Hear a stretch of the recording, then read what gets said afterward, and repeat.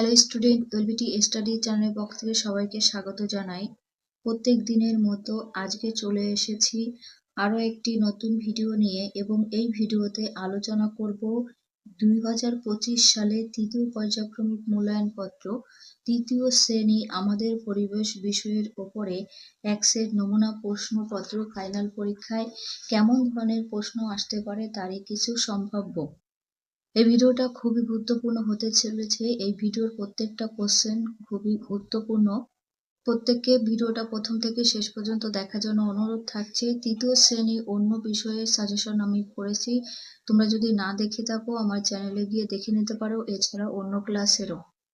এই প্রশ্নের একের দাগে রয়েছে নিচের প্রশ্নগুলির উত্তর দাও। 2 নম্বর করে থাকছে কতে দিগন্ত রেখা কাকে বলে?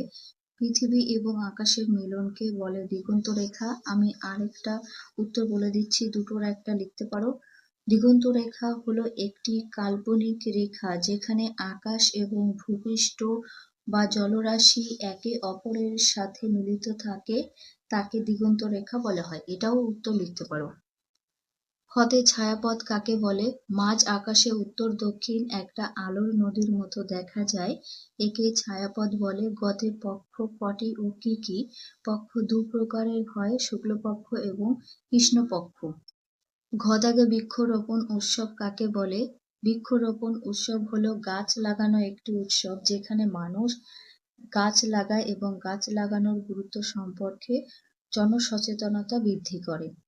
উমতে রাস্তা পার হতে কি কি সতর্কতা অবলম্বন করবে?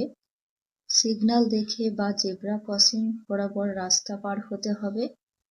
রাস্তায় চলার সময় মোবাইল ফোনে কথা বলা এড়িয়ে চলতে হবে। চতে জল, বায়ু, মাটি কি ধরনের সম্পদ? জল, বায়ু, মাটি হলো প্রাকৃতিক সম্পদ। তারপর শুক্লপক্ষ কাকে বলে? অমাবস্যার পর থেকে পূর্ণিমা পর্যন্ত 15 দিন, এই সময়কে শুক্লপক্ষ বলা হয়। নেক্সট দেখবো, দাগে জলের অপচয় বন্ধ করার দুটি উপায় লেখো। নল খোলা রেখে জল নষ্ট করা উচিত নয়, আরেকটা বৃষ্টির জল সংগ্রহ করা উচিত, এতে জল পাওয়া সহজ হয়। 2 দাগে শূন্যস্থান পূরণ করো। 1 নাম্বার করে থাকবে 2 এর কথে একটি জলাবাহিত রোগ হলো পোলিও। অন্য কিছু তোমরা লিখতে পারো, অনেক কিছু রয়েছে। খতে বাগানের ফল হলো কি সম্পদ? বাগিচার সম্পদ। গতে ড্যাশ হাতে ইলেকট্রিকের সুইচে হাত দিতে নেই, ভিজে হাতে দিতে নেই। ঘতে বায়ু দূষণের ফলে শ্বাসকষ্ট হয়।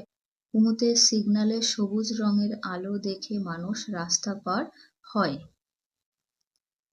3 দাগে সঠিক উত্তরের মাথায় টিক চিহ্ন দাও, 5টির জন্য 5 নাম্বার। কতে বাজ পড়ে উঁচু নিচু ছোট গাছে, বাজ পড়ে উঁচু গাছে। হতে সূর্য ওঠার সময়কে নিশি, উষা না গোধূলি বলে? উষা বলে। গতে সিমেন্ট শিল্পটি একটি ক্ষুদ্র কুটির না বৃহৎ শিল্প? এটা বৃহৎ শিল্প হবে। ঘতে গাছে প্রাণ আছে, এটি প্রমাণ করেছিলেন মেঘনাদ সাহা, জগদীশচন্দ্র বসু না সত্যেন্দ্রনাথ বসু? জগদীশচন্দ্র বসু। উমতে রামধনু দেখার সময় সূর্য আমাদের পেছনে, সামনে না উপরে থাকে? সামনে থাকে। 4 দাগের প্রশ্ন নেক্সট পেজে দেখে নেব। 4 দাগের সঠিক বাক্যের পাশে টিক চিহ্ন ও ভুল বাক্যের পাশে কাটা চিহ্ন দাও। 1 নাম্বার করে থাকবে কতে পলিথিন পরে থাকলে মাটি উর্বর হয়, এটা মিথ্যা হবে। খতে জল ফোটালে বরফে পরিণত হয়, এটাও মিথ্যা হবে। গতে রাস্তায় চলাফেরা করার সময় ট্রাফিক নিয়ম মেনে চলা উচিত, এই কথাটা সত্য, রাইট চিহ্ন। ঘতে কুমোরের কাজে কাঁচামাল হলো মাটি, এটা সত্য, রাইট চিহ্ন। উমতে জেব্রা ক্রসিং দিয়ে রাস্তা পার হওয়া উচিত নয়, এ কথাটা মিথ্যা হবে, কারণ রাস্তা পার হওয়া উচিত।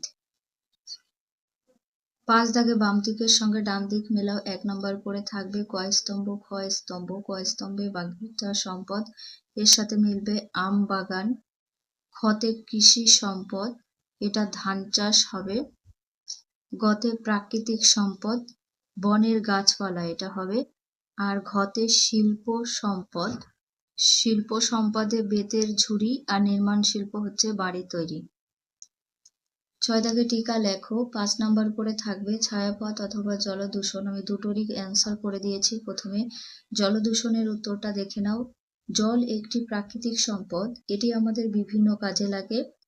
বিভিন্ন কারণে যেমন জলে রাসায়নিক পদার্থ, সার, নোংরা ইত্যাদি ফেললে জল দূষণ হয়। জল দূষণের ফলে বিভিন্ন জলবাহিত রোগ হতে পারে এবং জল সংকট দেখা দিতে পারে। জল অপচয় রোধ এবং জল দূষণের কারণ কমিয়ে আমরা জল দূষণ ঠেকাতে পারি। ছায়াপথ দিয়ে লিখেছি, রাতের আকাশের দিকে তাকালে কখনো কখনো আকাশে একদিক থেকে অন্য দিক অবধি একটা আবছা আলোর আভা ছড়িয়ে থাকতে দেখা যায়। এই আবছা আলোর আভাটাই হলো ছায়াপথ। ৭ দাগের সংক্ষেপে উত্তর দাও। ৩ নাম্বার করে থাকবে প্রত্যেকটির জন্য। কতে ডুবন্ত ব্যক্তির পেটের থেকে জল বের করতে তুমি কি করবে? উত্তর, ডুবন্ত ব্যক্তিকে উপর করে শুইয়ে দু হাত দুদিকে ছড়িয়ে মাথা কাত করে পিঠের দুদিকে চাপ দিতে হবে যাতে পেটে জল থাকলে সেটা বেরিয়ে যায়।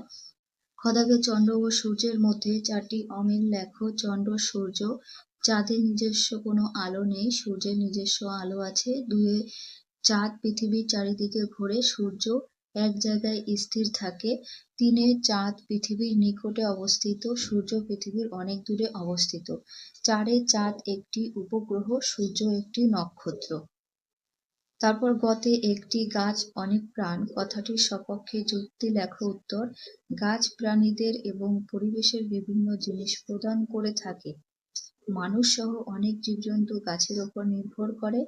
যেমন গাছ অক্সিজেন দেয়, তা সব প্রাণী গ্রহণ করে এবং গাছের পাতা খাদ্য হিসাবে খায়।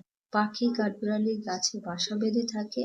এক কথায় বলতে গেলে একটি গাছ অনেকগুলি প্রাণকে বাঁচিয়ে রাখতে সাহায্য করে।